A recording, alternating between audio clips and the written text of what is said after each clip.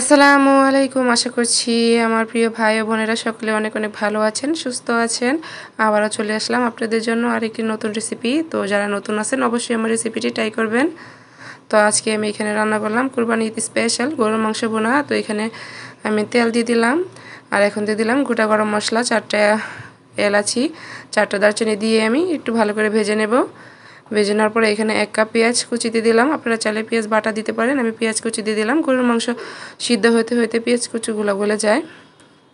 পেঁয়াজ কুচিগুলো আমি একটু ভালো করে ভেজে নেব।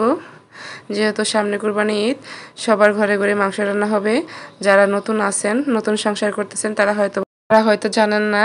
তো তাদের জন্য আজকের রেসিপিটি। এখানে আমি কয়েকটা তেজপাতা দিয়ে পেঁয়াজ কুচিগুলো ভালো করে ভেজে নিলাম। এখন একটু পানি দিয়ে দিব। পানি দিয়ে নাড়াচাড়া দিয়ে এর মধ্যে আমি আদা রসুন বাটা দিয়ে দিব। আমি 1 কেজি গরুর মাংসের জন্য 1.5 চা চামচ রসুন বাটা আর 1.5 চামচের মতো আদা বাটা দিলাম। এখন এই মশলাটা একটু তেলে ভেজে নেব। পেঁয়াজের সাথে ভালো করে ভেজে মিশিয়ে নেব। যা কথা আছে না, যেহেতু আমি বারবার প্রত্যেক ভিডিওতেই বলি যে মশলা যত বেশি কষানো হবে খাবারের টেস্ট বা স্বাদটা তত বেশি হবে। আমি জানি আমার চেয়ে অনেক আপুরা ভাইয়ারা আছে যে তারা অনেক অনেক ভালো করে রান্না বাড়া করে। তো আমিও তাদের কাছ থেকে তাদের ভিডিও দেখে শিখে নেই। আর এখন এখানে একটু পানি দিয়ে দিলাম। পেঁয়াজ রসুন আর আদা বাটাটা একটু ভেজে নিলাম। এরপর যে সম্পূর্ণ গুঁড়া মশলাটা আমি দিয়ে দিব।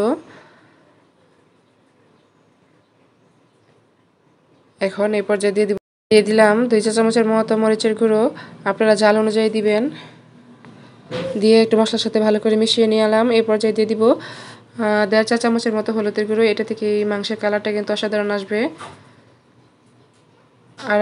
আর দিয়ে দিলাম 1 চা চামচের মতো ধনিয়ার গুঁড়া। দিয়ে এখন মশলাটা ভালো করে মিশিয়ে একটু কষিয়ে নেব। সম্পূর্ণ মশলাটা ভালো করে মিশিয়ে নিলাম। এই পর্যায়ে দিয়ে দিলাম আমি স্বাদ অনুযায়ী লবণ।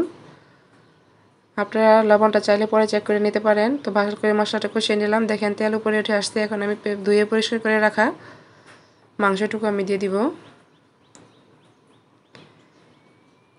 মাংসটুকু দিয়ে মশলার সাথে ভালো করে মিশিয়ে নেব।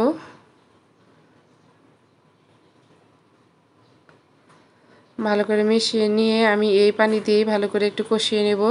আমি মাংসতে বেশি এক্সট্রা পানি ব্যবহার করব না, যেহেতু আমি নিবি জালে মানে অল্প অল্প জালে আমি মাংসটা সিদ্ধ করব। আর এখান দিয়ে দিলাম 1.5 চা চামচের মতো জিরা বাটা। আপনারা চাইলে জিরার গুঁড়ো ব্যবহার করতে পারেন। আমি জিরা মানে বেটে ব্যবহার করি, যেটা আমার অভ্যাস হয়ে গেছে। তো এখন এই যে দেখেন মাংস থেকে পানি কিন্তু ছেড়ে আসছে। লবণ দিলে কিন্তু অবশ্যই মাংস থেকে পানি ছেড়ে আসে। আর এই পানি দিয়ে ভালো করে মাংসটা সিদ্ধ করে নেব, বেশি পানি এড করব না।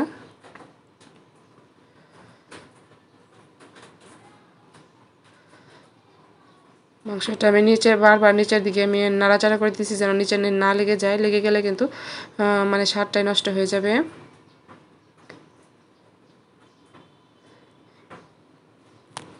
আর এই পর্যায়ে দিয়ে দিলাম আমি ভাজা জিরা গুঁড়ো, সাথে আমি গরম মশলা নিয়েছি 2টা লং, 2-3টা গোলমরিচ, আর নিয়েছি এলাচি 3টা এলাচি, 2 টুকরো দারচিনি।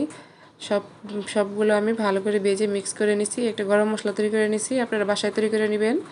তো এই পর্যায়ে আমি গরম মশলাটুক দিয়ে দিলাম। 1 চা চামচের উপরে গরম মশলাটুক দিয়ে আমি একটু নাড়াচাড়া দিয়ে নামিয়ে নিলাম। এই দেখেন মাংসের কালারটা কিন্তু অসাধারণ হচ্ছে। আপনারা চাইলে কিন্তু বাসায় এইভাবে রান্না করে খেতে পারেন। এটা স্বাদ কিন্তু অসাধারণ হয়েছিল। আমি পরিবেশন করে দেখাবো। তো আমি একটা বাটিতে আমি মাংসটুকু বেড়ে নেব। মাংস থেকে কিন্তু অনেকটাই তেল ছেড়েছে, তোমরা আপনারা দেখতে পাইতেছেন। তো আমার ভিডিওটি যদি আপনাদের ভালো লেগে থাকে তাহলে অবশ্যই কিন্তু লাইক, কমেন্ট, শেয়ার করে পাশে থাকবেন। আর যারা আমার চ্যানেলে নতুন আছেন তারা অবশ্যই আমার চ্যানেলটিকে সাবস্ক্রাইব করে নোটিফিকেশন অন করে রাখবেন। নতুন নতুন ভিডিও দেখার সাথে সাথেই আমার ভিডিওটি দেখে নেবেন। সকলকে অনেক অনেক ধন্যবাদ এতক্ষণ পর্যন্ত আমার সাথে থাকার জন্য।